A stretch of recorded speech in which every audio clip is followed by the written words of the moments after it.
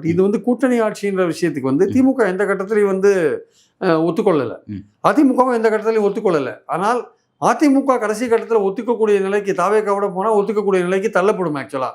ஆனால் திமுகவுக்கு அந்த அவசியம் வருமானா அதை யோசிக்கக்கூடிய ஒரு விஷயம். திமுக வந்து காங்கிரஸ் அந்த விஷயத்தை ரைஸ் பண்றாங்க. காங்கிரஸ் மேலிடம் ரைஸ் பண்ணா அது எப்படி போகும்னு சொல்ல முடியாது. காங்கிரஸ் மேலிடம் தான் ரைஸ் பண்ணணும். அப்போ அமித்ஷா ரைஸ் பண்றாரு, அதிமுகவுக்கு சங்கடமா இருக்கு.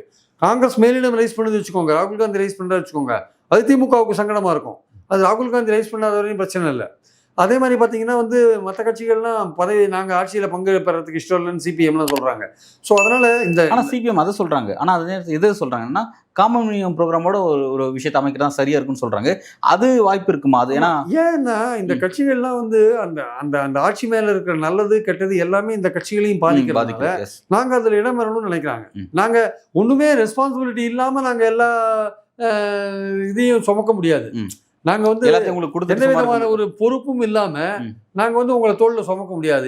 எங்களுக்கு ஏதாவது பொறுப்பு கொடுங்க, அப்போ உங்களையும் சேர்த்து நாங்கள் சுமக்கிறோன்றதான் பாயிண்ட். அங்கே ஆக்சுவலாக அதில் வந்து ஒரு அதிகாரத்தை அடையணுன்ற ஒரு ஆசை இருந்தால் கூட அது வந்து இயல்பான ஒரு ஆசையாக தான் நான் பார்க்குறேன். அதில் ஒன்றும் தவறு இல்லைன்னு நினைக்கிறேன்.